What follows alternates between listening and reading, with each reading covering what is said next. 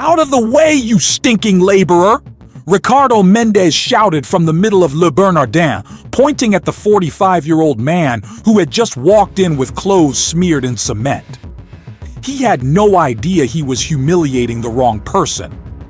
What happened over the next 2 hours would change his life forever. Jose Silva stopped at the entrance, his heart heavy after 16 hours working at the Rockaway Beach job site. His boots were flecked with concrete, his blue shirt stained with white paint, and his calloused hands held a faded yellow hard hat. He just needed to use the restroom before catching the bus home. The restaurant was packed. Executives in $3,000 suits, women with handbags that cost more than a compact car, servers pouring $2,000 bottles of wine. And in the midst of such luxury, a grimy mason who had dared to enter the temple of the rich. Ricardo had no idea of the colossal mistake he was about to make. Le Bernardin was the most exclusive restaurant in New York City, perched on the top floor of a midtown skyscraper with panoramic views of the illuminated city. The imported mahogany tables cost more than compact cars. Check crystal chandeliers hung from the ceiling like jewels, and each dish was worth $300.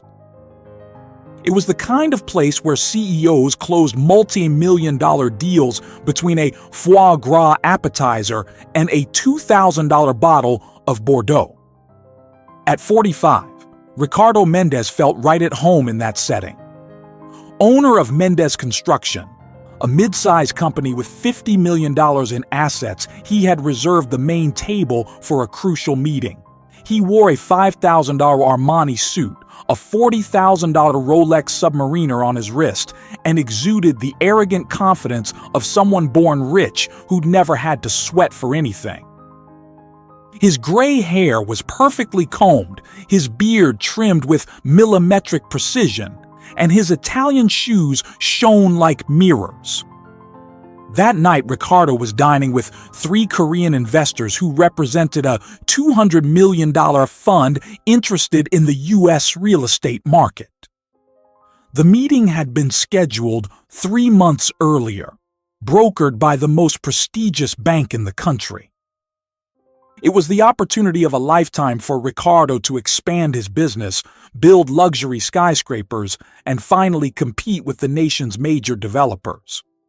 The Koreans, dressed in impeccable dark suits, listened intently as Ricardo outlined his future projects, gesturing with a $1,500 glass of Dom Perignon.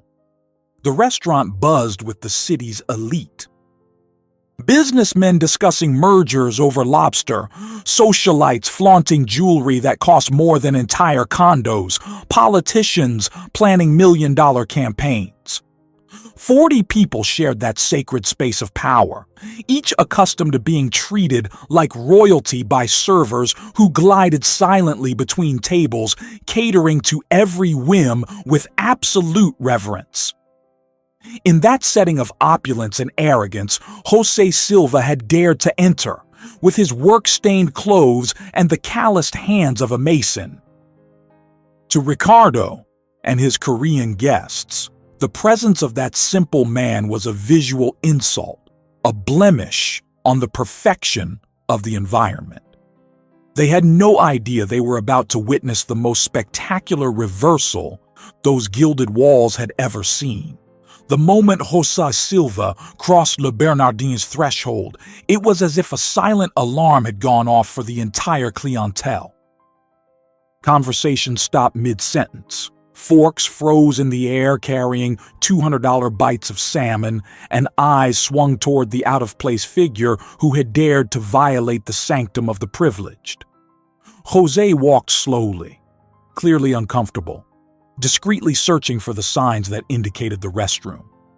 His safety boots thudded dully against the Italian marble, grotesquely contrasting with the gentle sound of Italian leather shoes that usually traverse those hallowed corridors.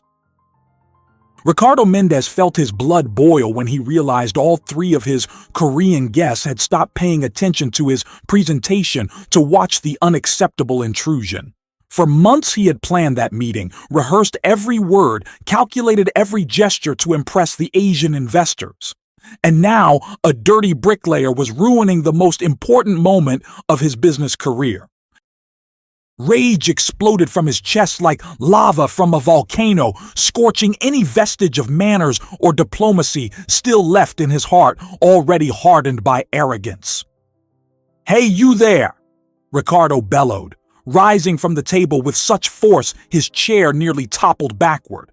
The sound of his voice cracked through the restaurant like a whip, slicing the elegant murmur of refined conversations.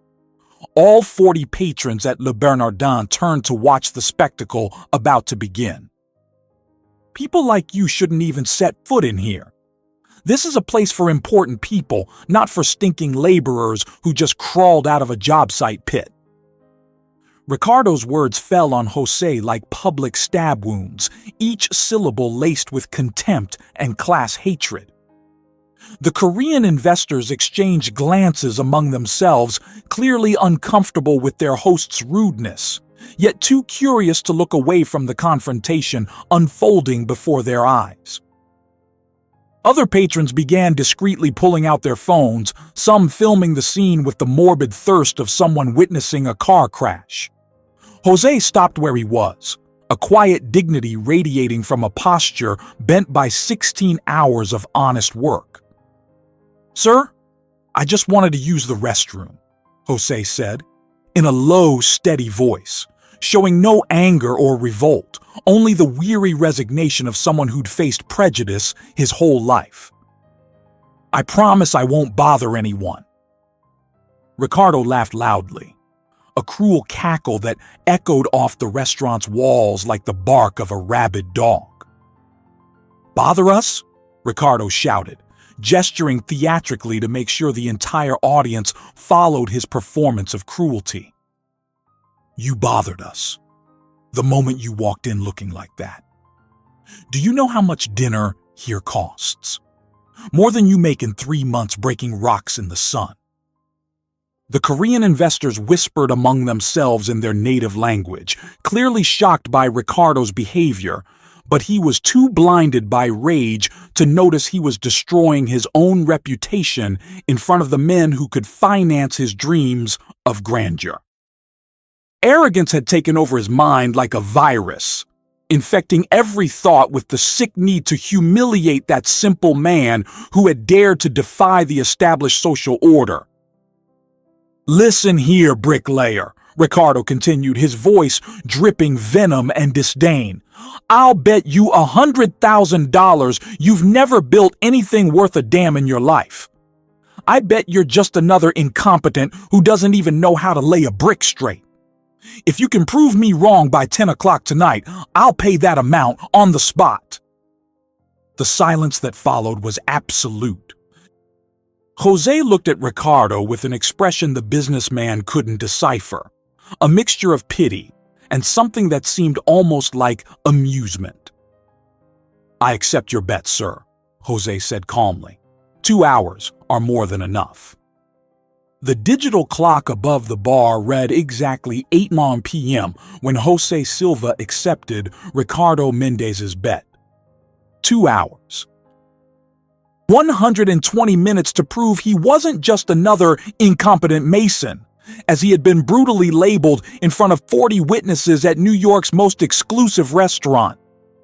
The countdown to 10 p.m. began to tick like an invisible time bomb, creating a palpable tension that transformed Le Bernardin's refined ambiance into an arena of modern gladiators, where a man's dignity would be decided by the implacable verdict of time. Ricardo Mendez returned to his table with the arrogant confidence of a predator who had just cornered his final prey. $100,000 was a sum he could lose without batting an eye, the equivalent of his Rolex or a single night of fun in Miami. To him, that bet was merely the price of cruel entertainment, a way to publicly humiliate the intruder who had dared to contaminate his sacred environment with the presence of a lower class. The Korean investors watched the scene with a mix of fascination and discomfort, clearly unsettled by their host's boorishness, yet too curious to abandon the spectacle unfolding before their eyes, schooled as they were in diplomatic restraint. Jose Silva remained standing in the center of the restaurant, completely serene despite being observed like an exotic animal in a luxury zoo. His calloused hands held the faded yellow hard hat with the calm of someone who carried the absolute certainty of having cards hidden up his sleeve. Cards Ricardo Mendez had no idea existed. Jose Silva pulled a cell phone from the back pocket of his faded jeans. A simple device that contrasted sharply with the gold iPhones and latest generation smartphones that adorned Le Bernardin's tables like technological jewelry. He dialed a number with the natural ease of someone executing a daily routine, without haste or nervousness, as if he were merely checking a bus schedule instead of proving his professional competence before a hostile audience that had judged him incompetent based solely on his work-stained clothes. "Antonio, I need you to send me the documents for the Rockaway Beach project," Jose said into the phone, his voice low but surprisingly clear to all the curious ears straining in his direction. "Yes, the 200 million one. The client wants to review the structural details before tomorrow's meeting with the Department of Buildings. Can you email everything in 15 minutes? The first ripple of surprise ran through the restaurant like a silent current. $200 million wasn't the kind of figure that rolled casually off the tongue of an ordinary laborer, and the offhand way Jose mentioned amounts that made a few business people present break into a cold sweat began planting the first seeds of doubt in the prejudiced minds that had judged him based solely on appearances. Ricardo Mendez felt a strange twinge in his stomach, but quickly brushed it aside with the blind arrogance of someone who refuses to admit he might have misjudged. While he waited for the response on the line, Jose began talking about technical specifications that made some engineers among the patrons raise their eyebrows with growing interest. He mentioned IBC standards, OSHA regulations, details about foundations in sandy soils near the ocean, structural resistance calculations for buildings over 30 stories, and a series of technical terms that definitely weren't part of the vocabulary of a common laborer who merely laid bricks and hauled buckets of mortar. The atmosphere at Le Bernardin began to shift almost imperceptibly, like dark clouds gathering on the horizon, promising a storm that hasn't arrived yet, but already makes the air heavy and electrically charged. The servers slowed their movements so as not to miss a single word of the phone conversation. The patrons at the nearest table stopped pretending they weren't listening, and even the Korean investors began exchanging looks that betrayed a genuine curiosity about that simple man who spoke of hundreds of millions with the same nonchalance as discussing a lunch menu. Ricardo Mendez still wore his arrogant expression, but his fingers drummed nervously on the mahogany table as a voice whispered in his mind that maybe, just maybe, he had gravely underestimated the man he had just publicly humiliated. Jose Silva ended the call and slipped the phone back into his pocket with the same tranquility with which he had begun it, as if mentioning $200 million projects were part of his daily routine. He looked around Le Bernardin with eyes that suddenly seemed to be assessing every architectural detail of the space, from the check crystal chandeliers to the support beams likely hidden behind the decorative ceiling. It was the technical gaze of someone who understood construction deeply, not just as manual labor, but as someone who grasped the full complexity of large-scale architectural projects. "Do you know who designed this building?" Jose asked to no one in particular, his voice echoing through the restaurant's tense silence. "Skidmore, Owings, and Merrill, in partnership with Arup. Composite steel frame, pile foundations driven 80 meters deep because of the local water table, German HVAC technology, and LEED Gold certification for environmental sustainability. A $150 million build completed in 2020. The impact of his words was like a silent bomb detonating in the middle of New York's elite. Those specific technical details weren't the sort of information just anyone would have, much less an ordinary laborer. Jose's knowledge of the very building where they were dining revealed an intimacy with the high-end real estate market that made even the most seasoned business people present begin to question their first impressions of the man in cement-stained clothes. For the first time, Ricardo Mendez felt a real stab of nerves slice through his gut like an icy blade. As the owner of a mid-sized construction firm, he knew all the city's major projects, and the information Jose had just rattled off was far too precise to be lucky guesses. But his arrogance was still strong enough to smother the early warning signs his business instinct was trying to send to a mind obsessed with the need to humiliate that lower-class intruder. Jose continued his demonstration of technical knowledge with the casual ease of someone discussing everyday trivialities. He mentioned that the luxury residential towers in Miami's Brickell face similar foundation challenges due to sandy soil, that commercial buildings along Park Avenue in Manhattan require special drainage systems because of intense seasonal rains, and that new environmental regulations have been forcing costly adaptations on all projects approved after 2022.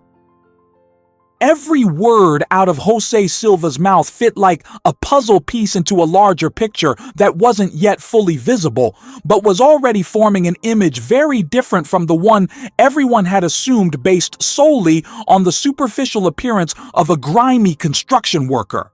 The whispers among Le Bernardin's patrons swelled, creating a discreet yet audible murmur of curiosity and speculation about the true identity of the man who spoke about the U.S.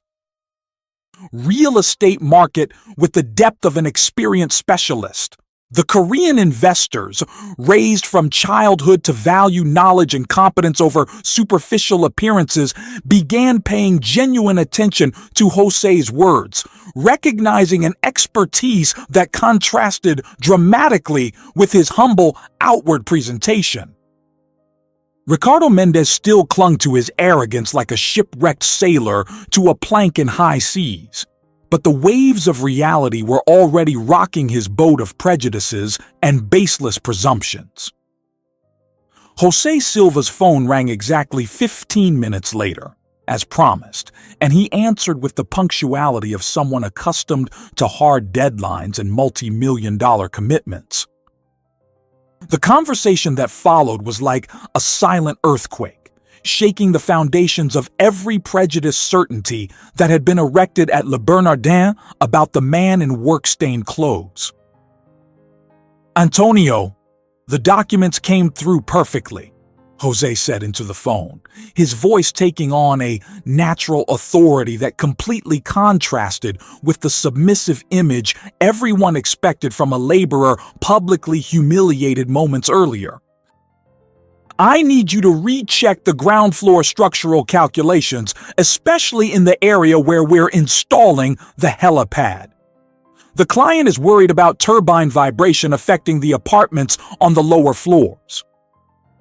The word helipad rang through the restaurant like an alarm bell to every business person present who understood what kind of client has the resources to include such a luxury in a residential project. Helipads aren't installed on mid-market buildings. They're reserved for ultra-high-end towers aimed at a millionaire elite that uses private helicopters as everyday transportation. Jose continued the call with impressive ease, mentioning details that made several Le Bernardin patrons stop pretending they weren't hanging on every word. He talked about specific environmental permits for building near protected areas, about meetings scheduled with the Department of City Planning, about geotechnical reports for sites close to the ocean, and about structural modifications that would add $5 million to the project's original budget. "Yes, I know the timeline is tight," Jose said into the phone, displaying a familiarity with business pressure that definitely doesn't belong to an ordinary laborer's reality. But the Korean investor wants the project completed before year-end to capture the tax break in the government program. 5 months to deliver 300 luxury residential units isn't impossible if we get the logistics right. The mention of Korean investors made the three Asian businessmen dining with Ricardo Mendez trade significant looks, whispering in their native language with a growing agitation that clearly signaled recognition of something important. Ricardo felt a bead of cold sweat slide down his forehead as he realized his foreign guests were more interested in Jose's call than in his own business pitch, which had been derailed by the arrival of the supposedly incompetent bricklayer. Jose Silva hung up and immediately placed a second call, this time to someone he addressed as Dr. Henrique. The conversation that followed was even more revealing as he began discussing complex legal issues related to construction contracts, delivery timelines, liquidated damages for delays, and price adjustment clauses tied to the National Construction Cost Index.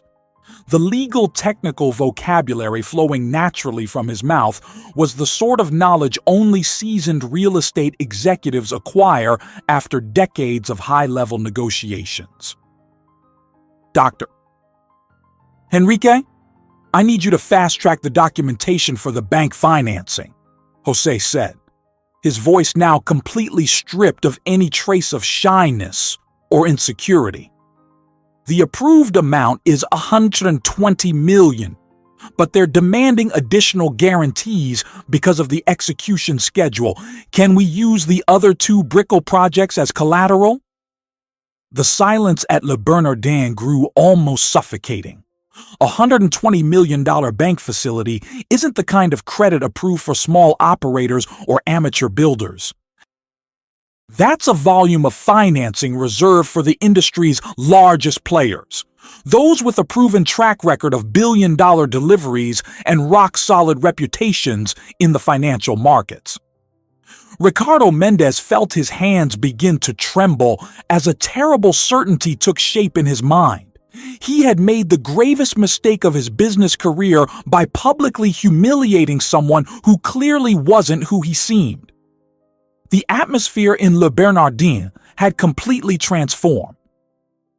What had begun as a cruel spectacle of class humiliation was morphing into something very different and infinitely more dangerous for Ricardo Mendez. The whispers among patrons swelled into a constant buzz of speculation and curiosity about the true identity of the man who discussed the U.S. real estate market with the depth of a seasoned veteran. Ricardo felt cold sweat bead on his brow despite the restaurant's icy air conditioning.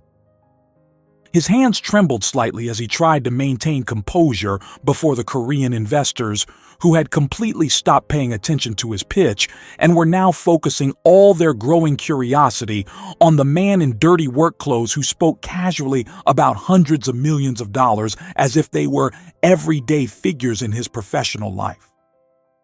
Le Bernardin's servers, trained to be invisible during the elite's dinners, now moved through the room in slow motion, clearly trying to catch every word of Jose Silva's conversation without seeming indiscreet. Some patrons had abandoned any pretense of restraint and watched the unfolding situation openly, like theater-goers witnessing a drama promising a spectacular twist. Jose Silva stood at the center of the restaurant with the absolute calm of someone in complete control.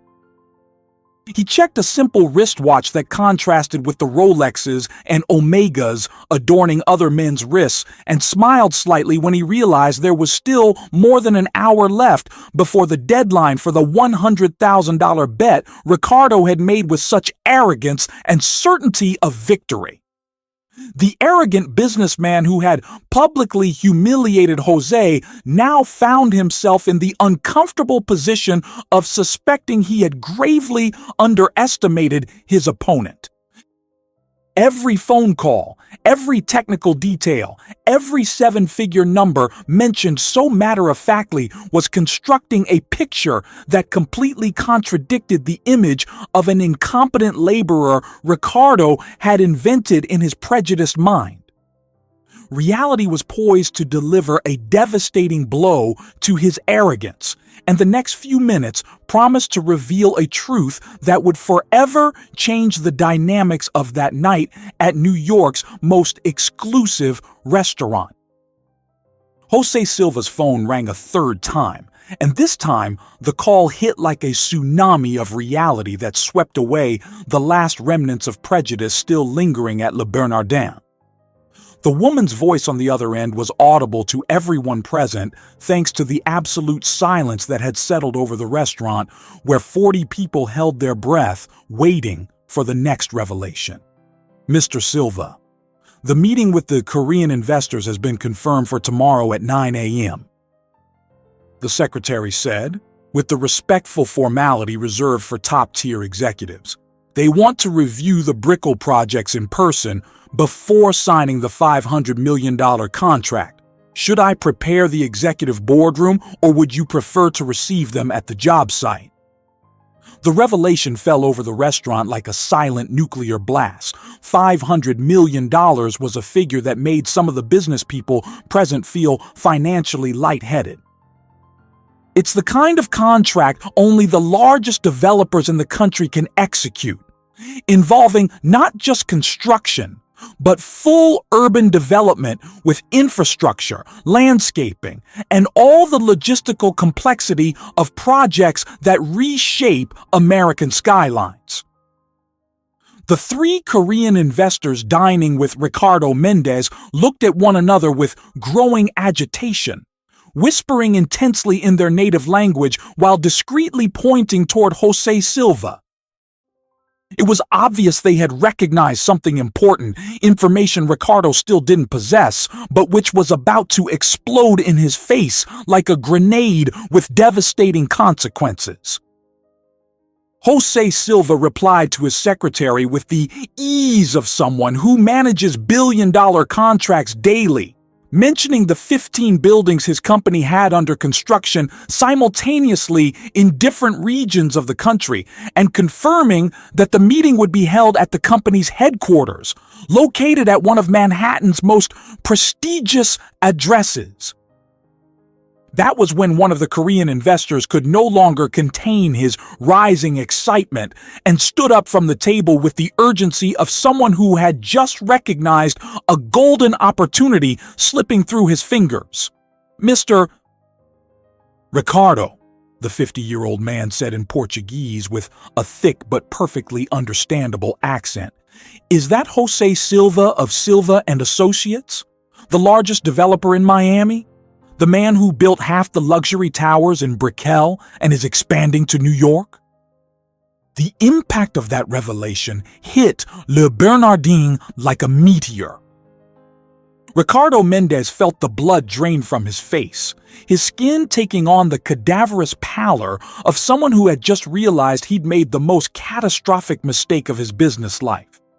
His knees buckled, and he had to brace himself against the mahogany table to avoid collapsing onto the Italian marble floor like a punctured rag doll. Silva and Associates wasn't just a famous builder. It was a real estate empire with $2 billion in annual revenue, responsible for some of the nation's most iconic developments. Jose Silva smiled for the first time since he'd entered the restaurant. A serene smile that held decades of experience handling complex situations and arrogant people who underestimated him based solely on appearances. Yes, "That's me," he said simply, pulling a gold-embossed business card from the pocket of his paint-stained shirt and handing it to the Korean investor. "I was visiting our new site in Midtown when I decided to stop here to use the restroom before battling traffic home." The business card passed from hand to hand among the three Asian investors like a sacred relic, and their agitation spiked when they confirmed they were face-to-face with the man they'd been trying to reach for months through intermediaries and investment banks. Jose Silva was exactly the U.S. partner they'd been seeking for their billion-dollar investments, an executive with a rock-solid reputation, proven execution capacity, and the public sector relationships needed to clear approvals for large-scale projects. The atmosphere at Le Bernardin transformed completely. The whispers turned into open conversations among patrons who recognized the name Silva and Associates from financial news and business magazines. A few executives began rising from their tables, clearly eager to approach Jose Silva to establish business contacts or simply to seize the chance to meet a living legend of American real estate. Ricardo Mendez sat frozen in his chair, watching his world collapse as he realized he had publicly humiliated precisely the person who could have saved his business and who would now, ironically, witness his social and professional destruction. The moment the Korean investors recognized Jose Silva triggered an avalanche of devastating revelations that buried Ricardo's arrogance under tons of raw, relentless reality. The three businessmen stood in unison and approached Jose with the reverence of those nearing a corporate deity, leaving Ricardo alone at his table like a castaway, marooned on a deserted island of humiliation and rising despair. "Mr. Silva," the head of the Korean delegation said, a mix of excitement and professional relief in his voice. "We tried to schedule a meeting with you 6 months ago through JP Morgan and Goldman Sachs. Our company, Seoul Development Group, is interested in investing $500 million in the U.S. real estate market, specifically in partnerships with proven developers like Silva and Associates." The mention of $500 million made Ricardo Mendez clutch his chair's armrest as if trying to keep from falling into a financial abyss. That amount represented 10 times his company's total assets, and it was being offered casually to the man he had just publicly humiliated, calling him a stinking, incompetent laborer. The irony was so brutal, it felt like the script of a Greek tragedy in which the gods punish human hubris with devastating surgical precision.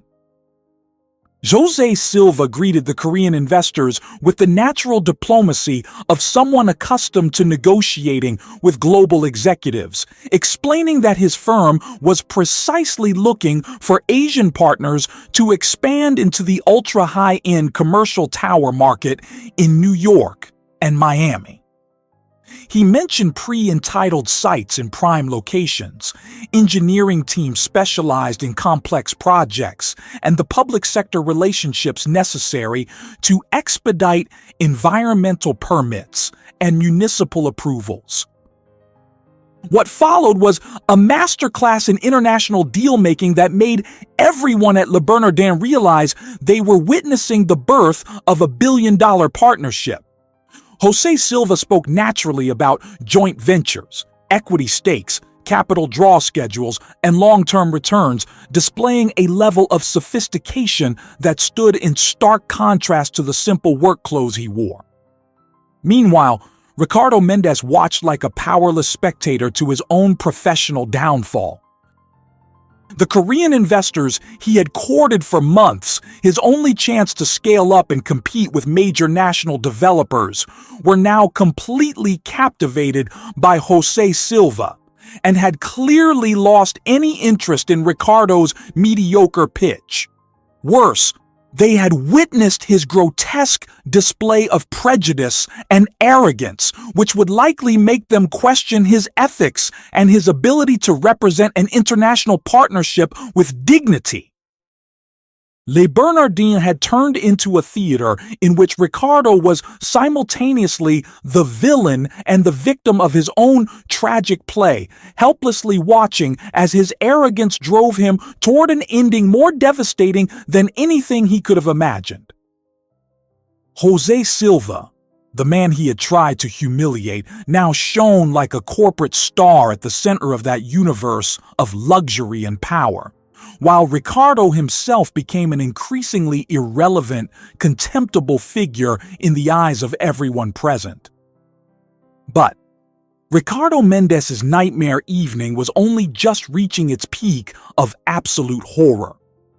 After wrapping up preliminary conversations with the Korean investors and exchanging business cards with several executives who approached to network, Jose turned his attention back to the man who had tried to humiliate him. The serene smile remained on his face, but there was something in his eyes that promised a final revelation, a coup de grace for a gladiator already defeated and gasping in the arena.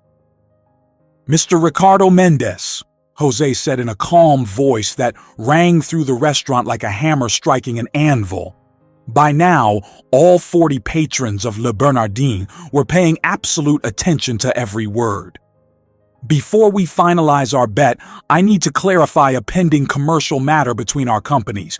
Your firm, Mendes Construction, signed a material supply contract with Silva and Associates 6 months ago for $2 million.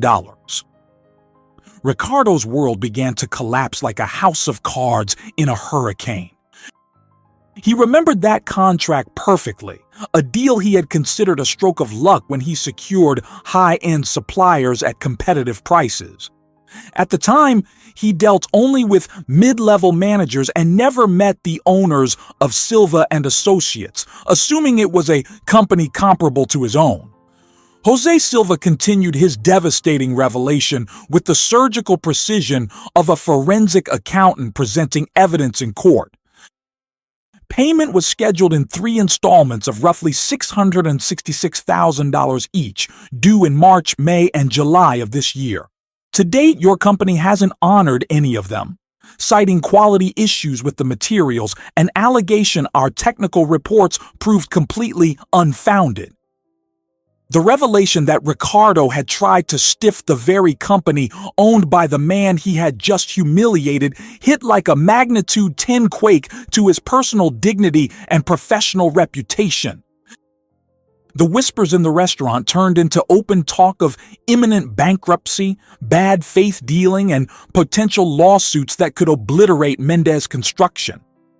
The Korean investors exchanged looks of pure disgust, clearly nauseated to discover they'd considered doing business with someone who would attempt to cheat a partner and then publicly degrade him. Ricardo Mendes felt his hands shaking uncontrollably as he realized he hadn't merely misjudged Jose Silva's identity. He had also publicly revealed his own dishonest, prejudiced nature in front of witnesses who could destroy his reputation across the American real estate market with a handful of strategic phone calls. Le Bernardin's audience watched Ricardo's tragedy unfold with the morbid fascination of spectators at a slow-motion car crash. 40 members of New York's elite, including influential executives, well-connected politicians, and socialites with access to the most exclusive circles, had witnessed not only the brutal attempt to humiliate an honest professional, but also the exposure of the aggressor as a deadbeat who tried to cheat the very victim of his arrogance. Phones began to appear discreetly on tables, not to film Jose Silva's humiliation, but to capture Ricardo Mendes's spectacular downfall.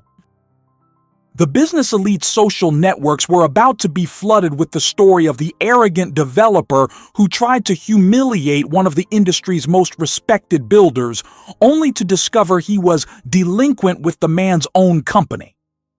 It was the kind of scandal that spreads like wildfire through tight-knit WhatsApp and Signal chats, private dinners, and the boardrooms of the country's most powerful companies.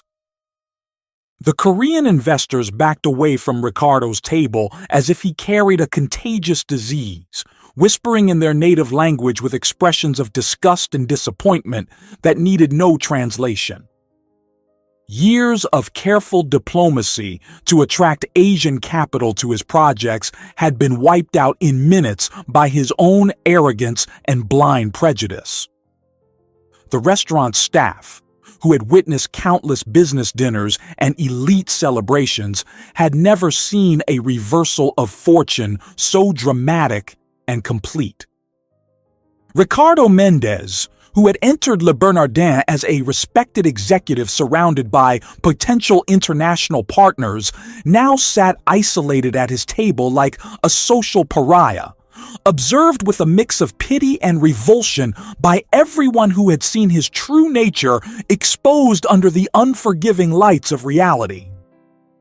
The humiliation was so absolute and public that Ricardo knew he would never fully recover from a night that began as his great expansion opportunity and would now end as the epitaph of his professional and social reputation in the cutthroat world of American business. Jose Silva regarded Ricardo Mendez trembling in his chair with the natural compassion of someone who had faced enough adversity to understand the value of second chances and forgiveness, even for those who didn't deserve mercy. He could have destroyed Ricardo's career and life with a few calls to creditors' rights attorneys, or with a casual mention of the incident to business journalists who would turn the story into a national headline about prejudice and corporate fraud. The power of absolute revenge was literally in Jose Silva's calloused hands, and everyone at Le Bernardin awaited his decision like spectators at a Roman judgment where the emperor decides life or death with a simple turn of the thumb. The tension in the air was so thick you could feel the weight of collective expectation and fear over what the final verdict would be. But Jose Silva had built a $2 billion real estate empire not only with technical competence and business vision, but also with human wisdom, an understanding that true greatness shows not in the ability to crush enemies, but in the capacity to turn adversaries into allies through superior character and unexpected generosity. Mr.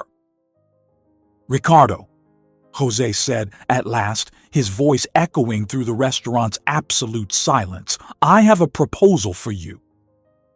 Jose Silva's words hung over Le Bernardin like a sentence about to be pronounced, charged with a power everyone recognized as capable of determining not only Ricardo Mendez's immediate fate, but potentially the future of his entire family and company.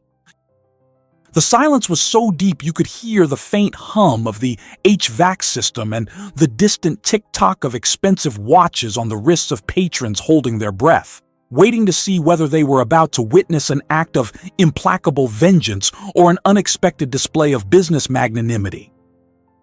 Ricardo Mendez lifted his eyes, red with humiliation and despair, to meet Jose Silva's serene face, searching desperately for any sign of mercy in the man he had tried to publicly destroy just 2 hours earlier. His hands trembled uncontrollably on the mahogany tabletop, and his voice came out a ragged whisper when he finally managed to utter words he never imagined he'd have to say before an audience of 40 members of New York's elite. Mr. Silva, I'll accept any proposal you make, Ricardo stammered. The arrogance drained from his posture like water disappearing down a clogged drain. I recognize I made a terrible mistake tonight, and I'm prepared to accept the consequences of my lack of character. Jose Silva nodded slowly, showing he had heard and understood Ricardo's public confession, but his face remained impassive, like an experienced judge who has seen every kind of human contrition and knows how to distinguish genuine remorse from convenient desperation. He walked unhurriedly toward the table where Ricardo sat like a defendant awaiting sentence, and when he finally spoke, his voice carried the natural authority of someone who had built an empire through hard, fair decisions. "I will forgive in full the $2 million your company owes us," Jose said, prompting a murmur of surprise among the patrons who clearly hadn't expected such generosity after the brutal humiliation Ricardo had inflicted. "But in exchange, you will work for 30 days as a laborer on one of our job sites at minimum wage, full hours from 7 a.m. to 5 p.m., treated exactly like any other construction worker." The month that followed was the most transformative and humbling experience of Ricardo Mendes's life. 30 days that stretched into an eternity of painful lessons about the dignity of work, human respect, and the brutal realities lived by those he had scorned throughout his privileged existence. Every morning at 6:30, Ricardo had to wake in the dark to arrive on time at Silva and Associates' job site in Rockaway Beach, where he received a yellow hard hat, worn safety boots, and a plain uniform that turned him into just one more among the 200 laborers building luxury towers for people like the man he used to be. The work was physically devastating for a 45-year-old accustomed to climate-controlled offices and meetings in leather chairs. Ricardo hauled 50-kilo cement bags, mixed concrete under the sweltering waterfront sun in Queens, and learned firsthand the difference between business theory and manual execution. His hands, once used only to sign contracts and shake manicured hands in business greetings, now grew painful calluses and cuts that bled inside rough, cheap protective gloves. But the deepest transformation didn't happen in his aching muscles or sunburned skin. It happened in his growing understanding of the dignity and competence of the men and women working beside him. He met Antonio, a 52-year-old mason who had raised 4 children on a construction wage and whose structural know-how rivaled that of engineers from expensive universities. He met Maria, a painter who'd worked in the trade for 15 years and understood paints, textures, and finishes with an expertise no college course could teach. During lunch breaks, sitting on the concrete with a simple lunch pail of rice, beans, and a small piece of cheap meat, Ricardo listened to stories of lives built through honest work, of children who studied thanks to their parents' sweat, of dreams achieved penny by penny over decades of dedication and effort. These conversations were more instructive than any MBA or leadership seminar he'd attended, teaching lessons about character, perseverance, and human dignity that can't be learned in classrooms or business books. Jose Silva appeared discreetly at the site 2 or 3 times a week, watching Ricardo's progress from a distance without interfering in the transformation. He understood instinctively that some lessons can only be learned through direct experience, and that any attempt to speed up inner change would produce only superficial regret, not a genuine reshaping of character. On the 21st day of his forced transformation, something fundamental shifted inside Ricardo Mendes. It wasn't a dramatic cinematic revelation, but a gradual, deep understanding that had been settling like sediment in a river, forming a new, solid bedrock for his view of human worth and the dignity of work. He began arriving earlier at the job site, not because he had to, but because he genuinely wanted to learn more about the construction processes he'd overseen for years without truly understanding. Ricardo started treating his fellow laborers not with the forced condescension of someone paying penance, but with the genuine respect of someone who recognizes competence and dedication regardless of social standing or formal education. He stood up for Maria when a young, arrogant engineer tried to dismiss her opinion on paints suitable for high humidity environments, using his business standing to validate the veteran painter's practical expertise. When he finally returned to his company after the promised 30 days, Ricardo implemented concrete changes that showed a genuine inner transformation. He raised all laborers' wages by 20%, created a profit-sharing program for employees with more than 2 years at the firm, installed decent cafeterias on job sites with subsidized meals, and established a scholarship fund for the children of construction workers. More important still, he fundamentally changed the way he addressed his staff, treating every person with the respect he had come to value through his own experience as a laborer.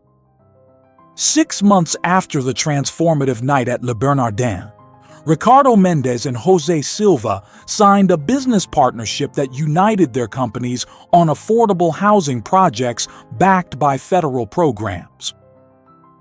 The alliance was born not merely of commercial convenience, but of a mutual understanding of social responsibility and human dignity that transcended purely financial interests.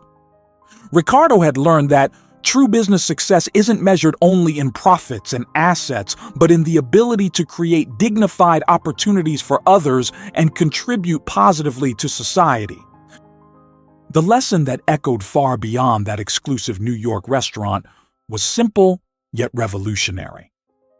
Never judge a person by clothes stained with honest work, because true human greatness doesn't reside in outward appearance or social status, but in the character, competence, and integrity each person carries, regardless of origin or economic position.